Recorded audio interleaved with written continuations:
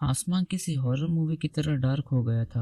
मैं वैगन में बैठा था, एक लंबे ब्राउन कलर का कोट और आंखों में काला चश्मा पहने। एक हाथ में सूटकेस और दूसरे में नोटबुक लिए मैं किसी गहरी सोच में डूबा था। वैगन किसी गांव से गुजर रही थी।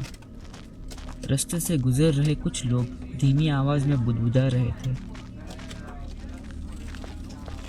शाम के 4 बजे थे, लेकिन मौसम मानो ऐसा था जैसे रात के 8 या 9 बजे हो। शाम के साथ रोशनी और कम हो रही थी और अब तक टांगे वाले ने मुझे एक शब्द भी नहीं कहा था। फिर उसने चुप्पी तोड़ते हुए पूछा, आप वहाँ क्यों जाना चाहते हो? मैंने उसकी ओर एक शक की निगाह से देखा और कहा, उससे आपसे कोई मतलब नहीं। वह धीरे से हंसा। उसकी आवाज़ किसी अपशगुन की तरह हवा में गूंजती रही। बेहतर होगा आप ना सोए, उसने चेतावनी देते हुए कहा। उसके शब्द एक खालीपन में गूंजने लगी। फिर अचानक बारिश शुरू हो गई। वह भारी और तेज थी। मैंने तांगे वाले से तेज चलने को कहा। वह बिना एक शब्द बोले तेजी से तांगे को आगे बढ़ाने लगा। तांगा ऊबड़ खाबड़ रास्ते पर उछल रही थी। जैसे जैसे आसमान में अंधेरा होता गया, डर का माहौल बढ़ता गया। तांगा डेस्टिनेशन पर आकर रुक गया। मैं गाड़ी से उतरा और तांगे वाले को पैसे दिए। तांगे वाला पैसा लेकर चला गया। मैं पूरी तरह भीग चुका था। एक छोटे से घर के बाहर खड़े लोगों ने मेरा स्वागत किया। वह कोई बड़ा घर नहीं था, बस एक साधारण सा घर था। उन लोगों में से एक ने मेरा सूटकेस उठाया और कांपती आवाज़ में कहा, कृपया मेरे पीछे आओ, मैं तुम्हें तुम्हारे कमरे तक पहुंचा देता हूँ।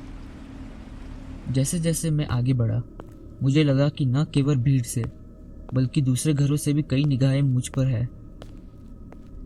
मैं एक छोटे से आंगन से गुजर रहा था और मेरे कदमों की आवाज़ पूरी इलाके में गूंज रही थी। घर एक टिपिकल साउथ इंडियन स्टाइल जैसा बनाया गया था, जिसमें अंधेरे कमरे और बीच में एक आंगन था। मैं कई पुरानी वस्तुएं देख सकता था, जैसे आधा टूटा हुआ ग्रामोफोन, एक चूल्हा जो पुराने समय में लोग यूज़ करते थे, खेत में चलाए जाने वाले लकड़ी के उपकरण आदि। मेरी नज़र उन चीज़ों से हटी और कोने में रखी एक गुड़िया पर पड़ी। उसमें कई पिन फंसी हुई थी, जैसे कि उसे सील दिया गया हो। इतने में आवाज़ आई, सर इस तरफ। और फिर मैं उस भयानक सन्नाटे को पीछे छोड़ते हुए उस आवाज़ की ओर चला गया। कमरे में पहुंचकर मेरी नज़र टूटी हुई खिड़की पर पड़ी और कमरा मकड़ी के जाल से भी ढका हुआ था। उसने मेरा सूटकेस बिस्तर पर रखा और मैं आराम करने बैठ गया। मैंने उस आदमी की ओर देखा जो लगभग 20 साल का लग रहा था। उसके भूरे कटे बाल थे, सामने के दांत टूटे हुए, आंखें सूजी हुई और हाथ बहुत रफ था। तुम्हारा नाम क्या है? मैंने पूछा। सर अनंत, उसने जवाब दिया। मैंने उसके काम के बारे में पूछा और उसने बताया कि वह एक वुड कटर है। वह पास के जंगल से लकड़ी काटकर घर चलाता है। थोड़ी देर बाद उसने जाने की इजाज़त मांगी। मैंने धन्यवाद करते हुए उसे इजाज़त दे दी। उसके जाते ही मैंने कदमों की धीमी आवाज़ सुनी। दरवाजे पर 11 साल की लड़की और उसके साथ लगभग 30 साल की एक महिला को देखा। बच्चे की मुस्कान बड़ी प्यारी थी, मासूम थी और वह फ्रेंडली लग रही थी। उसकी माँ एक ट्रेडिशनल साड़ी पहनी हुई थी और माथे पर एक बड़ी बिंदी उनकी ब्यूटी में और चार चांद लगा रही थी। उनकी बेटी मुस्कुराते हुए मेरे पास आई और बोली, हेलो अंकल, मेरा नाम तारा है और ये मेरी माँ मंदिरा है।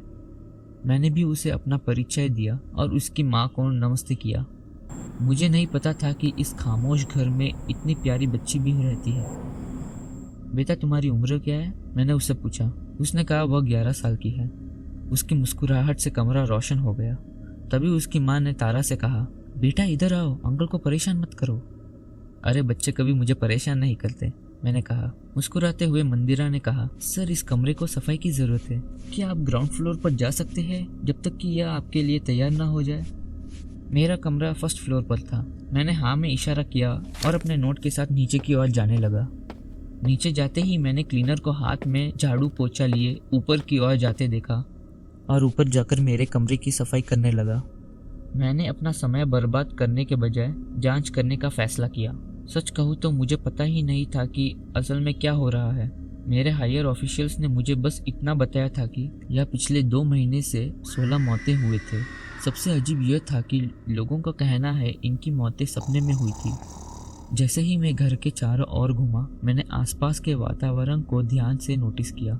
सब कुछ नॉर्मल लग रहा था, बस पुरानी चीजें इधर उधर बिखरी थी। कुछ भी अजीब नहीं था सिवाय उस गुड़िया के। घर के सदस्यों से और जानकारी मिली। यह घर एक ट्रेडिशनल परिवार का है जो मॉडर्निटी का विरोध करता है। परिवार में 8 सदस्य है। शेखर जो मंदिरा का पति है, शेखर के पिता विक्रम जो गांव के सरपंच है, शेखर की माता मानसी, उसकी बहन शीतल, मंदिरा, शेखर की बेटी तारा और शेखर का छोटा भाई रोहन, जिसकी 2 दिन पहले मौत हो गई थी। उसकी मौत उसी तरह हुई थी जैसे बाकी सब गांव वालों की। मेरे सवालों से मुझे और पता चला कि विक्रम और उसकी पत्नी मंदिरा को पसंद नहीं करते। मंदिरा एक पढ़ी लिखी औरत है जिसे मॉडर्निटी पसंद है। उसे कुछ महीने पहले ही यूनिवर्सिटी से डिग्री मिली थी, मगर परिवार उसे हमेशा लड़ते रहते थे। गांव के बारे में पता चला कि उस गांव में कुल 50 घर है, जिसमें उन 50 घरों में लोग रहते थे और एक घर के लोग काम के कारण बाहर चले गए। अब कई महीनों से वह बंद है। वह लोग पहले सुबह 9 बजे से रात के 9 बजे तक काम करते थे, पर अब भूत के साये से डरकर 4 बजे ही घर आ जाते हैं। 7:30 बजे खाना खाकर 8 बजे तक सो जाते हैं। उस रात डिनर के बाद जब मैं बालकनी में बैठा था, मैंने रात 10 बजे सफ़ेद साड़ी में एक महिला को देखा।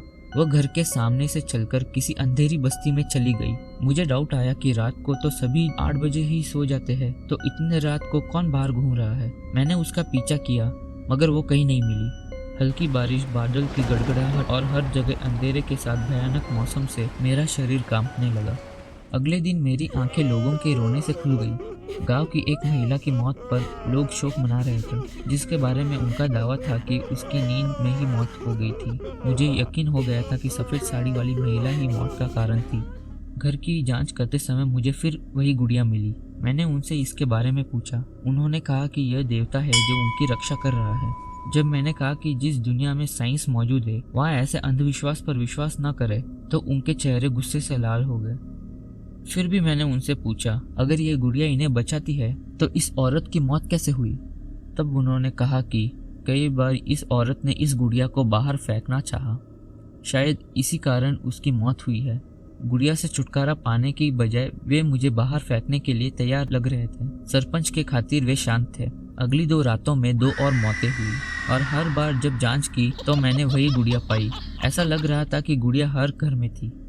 मेरे आने के बाद इतनी बार होने वाली मौतों से गांव वाले यह मानने लगे थे कि मौत का कारण मैं ही हूँ। उनका गुस्सा बढ़ गया और वे मुझे मारना चाहते थे, लेकिन सरपंच के रिक्वेस्ट पर वे शांत रहे। सरपंच ने कहा कि मैं अपनी जान छोड़ दूं और अगली सुबह अपने घर चला जाऊं। थोड़ी देर बाद मुझे हायर ऑफिशियल से कॉल आया और मुझे ऐसा करने को कहा।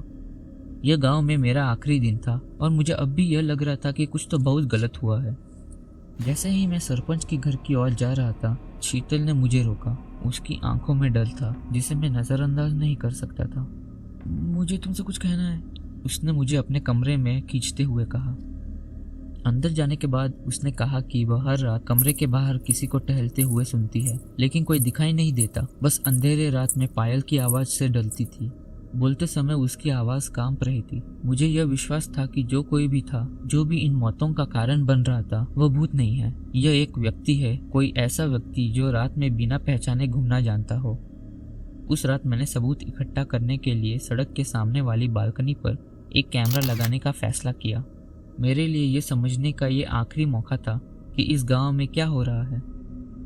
लगभग 2:15 को मैंने आंगन में तेज भयानक आवाज़ सुनी। ये इतना डरावना था कि इसने मुझे मेरे डीप स्लीप से बाहर खींच के उठा दिया। मैं सीढ़ियों की ओर भागा। सीढ़ियाँ मुझे इन्फिनाइट लग रही थी। जैसे तैसे सीढ़ियों से उतरा और पीछे देखा कि सीढ़ियों के ऊपर एक परछाई खड़ी थी, जो वही खड़ी मेरे आने का इंतज़ार कर रही थी। मुझे फिर आंगन से रोने की आवाज़ आई। मैं परछाई को छोड़ उस आवाज़ की ओर भागा। मैंने आंगन के कोने में एक औरत को रोते हुए देखा। जब मैं उसे हाथ लगाया तो उसने मेरी ओर देखा। वह और कोई नहीं बल्कि शीतल थी। उसकी आंखें रोने के कारण सूजी हुई और लाल हो गई थी।